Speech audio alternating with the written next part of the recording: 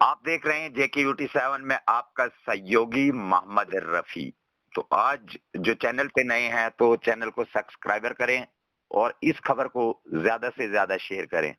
तो आज हम जो हमारे बनी कॉन्स्टिट्यूंसी के अंदर जो हमारे एक्स MLA हैं जीवन लाल जी, तो आज हम उससे खास बातचीत करने के लिए जा रहे हैं। तो सबसे पहले सर JKUT7 में आपका बहुत बहुत स्वागत है सर। धन्यवाद जी, बहुत बहुत धन्यवाद। सर आपसे मेरा पहला सवाल है सर के जो गुलाम हैदर मलिक के घर में जो मीटिंग हुई 5-6 दिन से पहले, 6-7 दिन से पहले, जी। तो इसके बारे में सर क्या नजरिया है आपका और आप क्या कहना चाहते हैं सर? देखिए, एक तो है हैदर मलिक जी के घर पे मीटिंग हुई जी। एक तो वो मैंने देखा उसको जी। उसमें जो लोग बोले जी। और उसमें सब ने एक ही बात कही कि बनी से आजाद साहब इलेक्शन लड़े। जी। आपने भी देखा होगा। जी। तो मुझे लगता है कि बनी कॉन्स्टिट्यूंसी जो बनी लोहाई मलार पे मुश्तमिल है, जी। अपोजिशन के पास कोई कैंडिडेट नहीं है। जी। क्योंकि उन्होंने साफ कहा जी। तो ये इलेक्शन जीतना आसान नहीं है। कुछ ने कहा ये समुद्र पार करना आसान नहीं है। जी। तो उससे लगता है कि बनी कॉन्स्टिट्यूंसी के अंदर अपोजिशन पार्टी जितनी है उनके पास कोई कैंडिडेट नहीं है। जी। और उन्होंने ये दुआ की कि हैदर मलिक जी के अलावा वहाँ हमारे ये गुलाम नबी आजाद साहब वो इलेक्शन लड़े। जी। उसका मतलब तो यही होता है कि बनी में अपोजिशन के पास चाहे वो NC है, कांग्रेस है, PDP है और नई पार्टी है आजाद साहब की, आप पार्टी है, उनके पास कैंडिडेट नहीं है। जी। दूसरी बात यह है कि हैदर साहब इलेक्शन लड़े बनी से नहीं, अपने आजाद साहब। जी। आजाद साहब को हक है, जी। किसी को भी हक है, डेमोक्रेसी है, कोई भी यहाँ से मर्जी इलेक्शन लड़ना चाहे लड़ सकता है। जी। आजादी है। आजाद साहब इलेक्शन लड़े बनी से, राहुल गांधी जी लड़े हैं, फारूक अब्दुल्ला जी लड़े हैं, दूसरा महबूबा मुफ्ती जी लड़े। हमें क्या एतराज है? जी। ये अपोजिशन का इशू है। जी। मैं बीजेपी का कार्यकर्ता हूँ, हमारा इशू है बनी से सीट जो है वो बीजेपी जीतेगी। अपोजिशन का इलेक्शन कौन लड़ता है कौन नहीं लड़ता है ये हमारा इशू नहीं है। जी। तो इसलिए आजाद साहब लड़े, कोई लड़े, उससे हमें दिक्कत नहीं है। लेकिन जब अपोजिशन के 4-5 पार्टीज के लोग इकट्ठे होकर ये कहते हैं कि बनी से अगर सीट पे कंटेस्ट करना है, बनी की सीट पे अगर कंटेस्ट करना है तो आजाद साहब को आना चाहिए। तो इसका मतलब बनी में अपोजिशन इकट्ठे होके भी बीजेपी के कंपटीशन में नहीं है। जी। तो मैं तो यही कहूंगा जो भी चाहे इलेक्शन लड़े वो उनका मुद्दा है। जी। लेकिन बीजेपी का कैंडिडेट जो भी होगा वो बनी से जीतेगा। तो दूसरा सवाल मेरे आपसे है सर, ये जो छत्रगला का टंडल जो है सर, इसके नजरिए से आप क्या कहना चाहते हैं सर? देखिए, आपके ध्यान में होगा 2019 के इलेक्शन से पहले जी बनी में डॉक्टर जितेंद्र सिंह जी आए थे। जी। उन्होंने छत्रगला के अंदर जो टनल है ना जी वो अनाउंस करवाया था। जी। सैंक्शन करवाया था। उसके बाद अभी भी आए, जून में भी आए। जी। तो उन्होंने कहा कि इसका काम हम जल्द शुरू कराएंगे। जी। अब हैदर मलिक जी के घर पे मीटिंग हुई, उन्होंने कहा कि ये छत्रगला का टनल जो है ये मैंने सैंक्शन करवाया अपने टाइम में। जी। अब मुझे बात समझ नहीं आती कि हैदर मलिक जी 2002 में इलेक्शन हार गए। जी। MP साहब अभी सिटिंग MP है, मिनिस्टर MOS है। जी। और ये जो टनल बन रहा है ये BRO के अंडर बन रहा है। जी। तो हैदर मलिक ने कैसे सैंक्शन करवाया बीआरओ के अंडर, सेंटर में इनकी गवर्नमेंट कब आई जी। तो मैं कहता है ये थोड़ा सा क्या है कि हैदर मलिक जी है ना, इनकी उम्र 70 साल से ऊपर है जी तो थोड़ा सा उम्र का फर्क होता है, कहीं आगे पीछे बात हो जाती है। जी जी और तो मुझे लगता है कि मेरे बड़े भाई हैं, जी मैं उनको रिस्पेक्ट करता हूँ, जी उम्र दराज होना अच्छी बात है और हमारा फर्ज बनता है कि बड़े भाई की रिस्पेक्ट करें। बिल्कुल सर। लेकिन जब उम्र दराज हो जाए तो बात आगे पीछे होती है। हमारे जहाँ कहते थे ना बड़ी में जी कि एक फट्टे बार गया, जी जी 8 साल के ऊपर उम्र हो तो कहते हैं ये थोड़ा आगे पीछे बोलते हैं। जी जी जी तो मलिक जी तो 70 के अब हो गए हैं तो थोड़ा सा आगे पीछे बात हो जाती है कि मैंने ही करवाया सब कुछ। जी जी जी तो मुझे उसमें कोई इतराज नहीं है, लोगों को सब पता है। जी मलिक जी के साथ, आजाद जी के साथ, किसी के साथ मुझे पर्सनल कुछ नहीं है। जी लेकिन अगर मैं आगे पीछे बोल दूं या कोई और आगे पीछे बोल दे तो फिर थोड़ा सा लोग समझते हैं, उससे थोड़ा फर्क पड़ता है। जी तो जो उम्र दराज है बेचारे, इनकी लंबी आयु हो, जी इनके साथ मेरी हमदर्दी पूरी है, लेकिन थोड़ा बात आगे पीछे निकल जाती है, वो उम्र का तकाजा है। जी।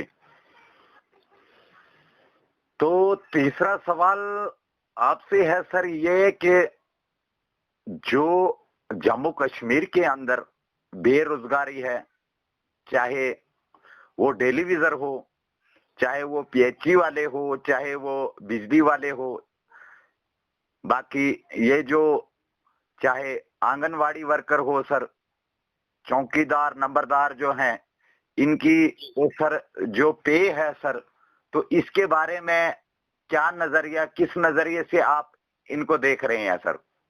देखिए रफी जी, आपने बहुत ही इम्पोर्टेंट क्वेश्चन रेज किया। जी चाहे वो डेली वेजर्स हैं, चाहे वो चौकीदार हैं, नंबरदार हैं, या हमारे ये जो रूरल डेवलपमेंट डिपार्टमेंट पे हैं, जी मैंने एमजी नरेगा वर्कर्स, जी ठीक है ना, ये मसले बड़े इम्पोर्टेंट है। जी और एक तो ये है कि जो हमारे आंगनबाड़ी वर्कर्स है उनकी सैलरी ठीक होनी चाहिए, जी अच्छी सैलरी होनी चाहिए। जी फिर डेली वेजर्स हैं, उनका कोई रिकॉर्ड नहीं था। जी डेली वेजर्स का एक एडवाइजरी बोर्ड बनाया था, उन्होंने एक रिपोर्ट सबमिट की है गवर्नमेंट को, जी उनका मसला जल्द हल होने वाला है। जी जी एक हमारे बीडीसी मेंबर्स थे, जी वो बड़ी देरी ना मांग थी, उनको बेचारों को कोई मिलता ही नहीं था, कुछ नहीं मिलता, जी उनका मसला हल हुआ। जी डेली वेजर का हो रहा है। और anganwadi workers, MG NREGA workers और हमारे ये जो है नंबरदार चौकीदार, जी जो बेचारे कोई भी काम हो उनको पहले उन्हीं को बुलाते हैं। बिल्कुल उनको, बिल्कुल उनको घर घर में आवाजें लगाना पड़ती है, घर घर में जाना पड़ता है सर, और उनको पूछता ही कोई नहीं है जनाब, उनको कुछ नहीं देते जी। जी तो उनके लिए हमारी पार्टी की तरफ से जरूर कोई ना कोई मैनिफेस्टो में घोषणा होगी जी और जल्द हम उनकी समस्याओं पे, खासकर डेली वेजर का मुझे लगता है इलेक्शन से पहले हो जाएगा जी। लेकिन बाकी के भी जो इशू है ना, वो बीजेपी के ही थ्रू होंगे जी।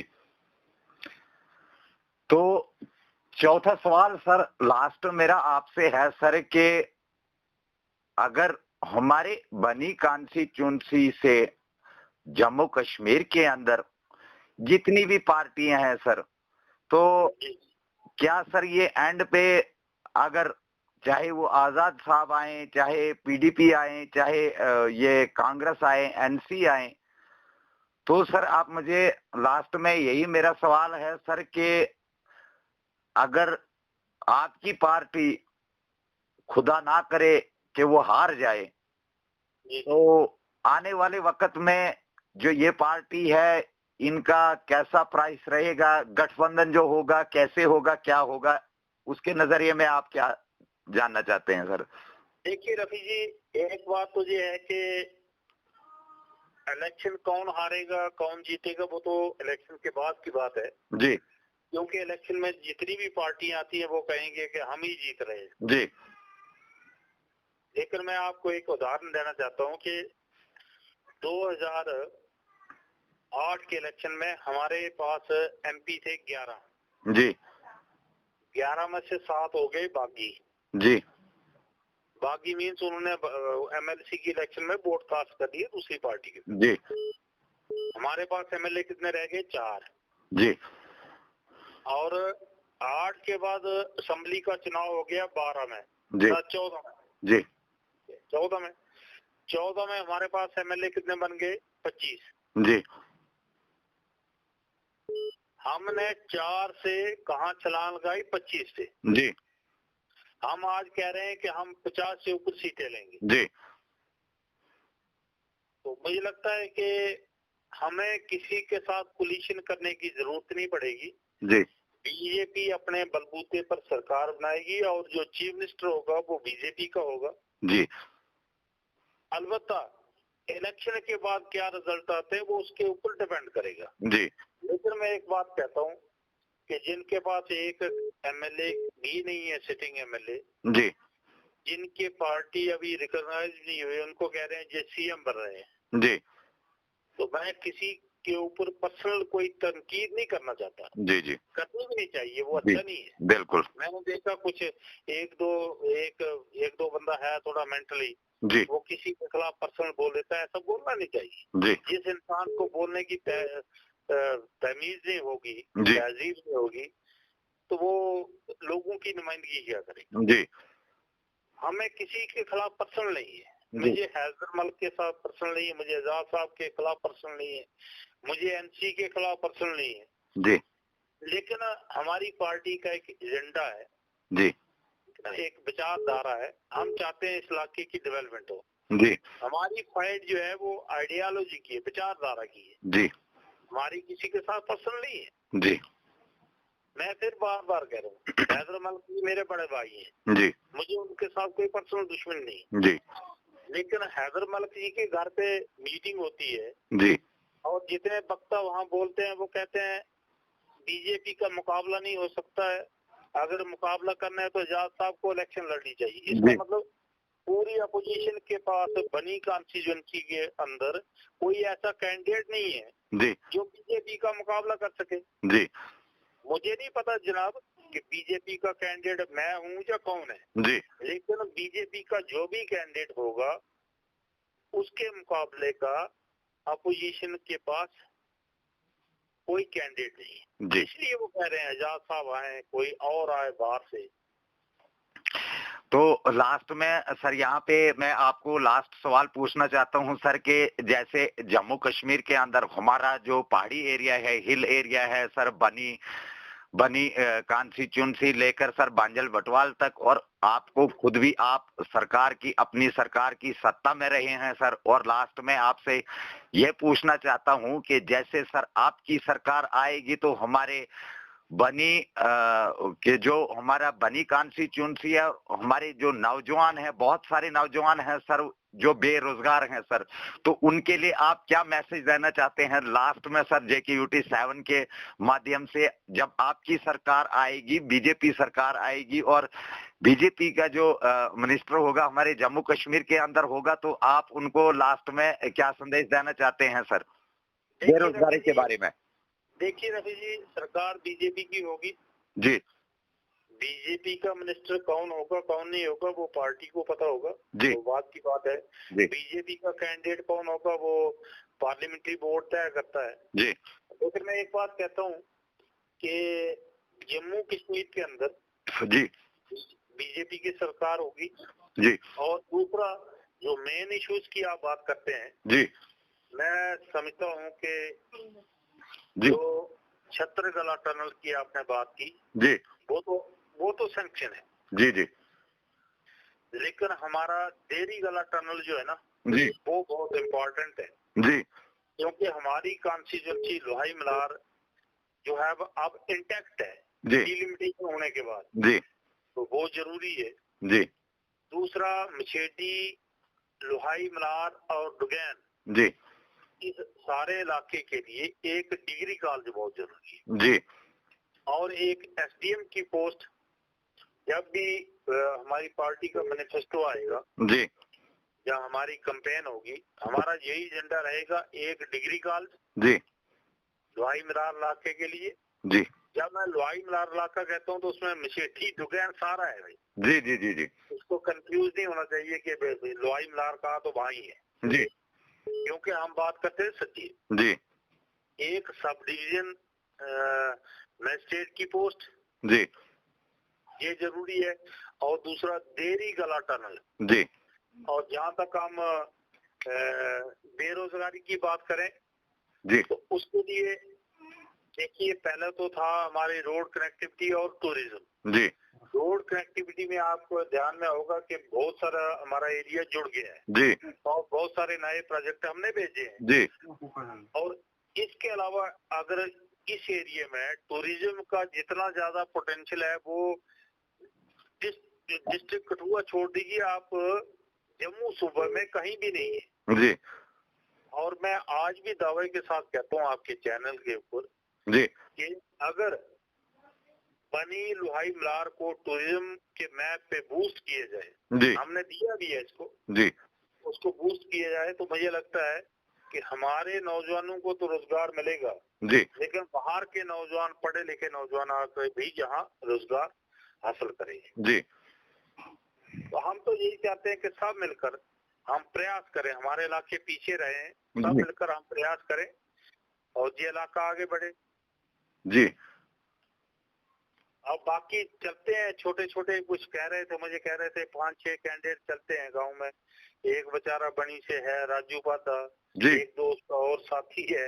अब मैं उनके बारे में कहना नहीं चाहता, ठीक, क्योंकि एक छिंज का मेला होता है ना जी रवि, जी जी आप कहेंगे ज्यादा टाइम दिया, एक छिंज का मेला होता है। जी जिस दिन बड़ी छिंज होती है उस दिन बड़े पहलवान आते हैं, जी जिस दिन छोटी छिंज होती है उस दिन बड़े पहलवान कोई नहीं आता है। जी जी तो छोटी छिंज वाले दिन आते हैं, कोई पजामा लगा के कुश्ती करता है, कोई कच्छा लगा के करता है, जी कोई पूरी ड्रेस लगा के करता है, जी और वो होते हैं छोटे छोटे पहलवान। जी जी जी जब बड़ा दंगल होता है तो उसमें आते हैं बड़े पहलवान, और जी बड़े पहलवान को जो छिंज कमेटी वाले हैं ना वो भी बुलाते हैं जी जी कि आओ जनाब, आप आओगे तो हमारा मेला बनेगा। जी जो बेचारे पैसा खर्च करते हैं, चंदा देते हैं, वो भी देखते हैं कि अच्छा मेला हो। जी तो ये थोड़ा लोगों की लाने वाले चल रहे हैं, जी कोई कच्छे में, कोई पजामे में कुश्ती करने वाले, तो ये तो चलेंगे, जी लेकिन यही है कि बड़ी कुश्ती होगी। और बड़ी कुश्ती पे हमने देखना है कि बीजेपी के साथ कौन आता है। जी तो आपका सर JKUT7 में आपका बहुत बहुत धन्यवाद सर, आपने टाइम निकाला सर, हमें टाइम दिया। तो आपके जो आपने विचार रखे सर, मैं इन पे जो आपके विचार हैं इन पे एक शेर से आपको मैं इसको इंटरव्यू को खत्म करना चाहता हूं सर। कहते हैं कि वो कह के चले कि इतनी सी मुलाकात बहुत है, वो कह के चले कि इतनी सी मुलाकात बहुत है, मैंने कहा कि रुक जाओ अभी रात बहुत है, थम जाएंगे आंसू हमारे फिर शौक से जाना, थम जाएंगे आंसू हमारे फिर शौक से जाना, ऐसे में कहाँ जाओगे अभी बरसात बहुत है।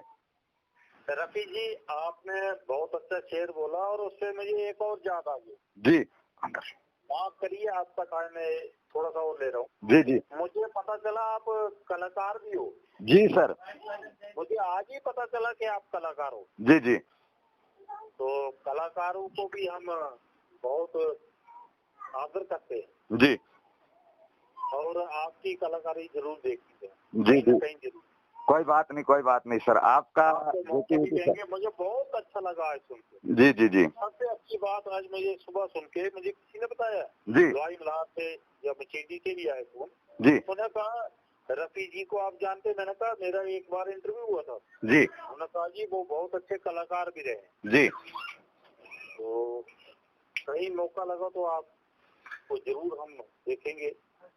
और चलो शुक्रिया सर, आपका बहुत बहुत शुक्रिया सर JKUT7। बहुत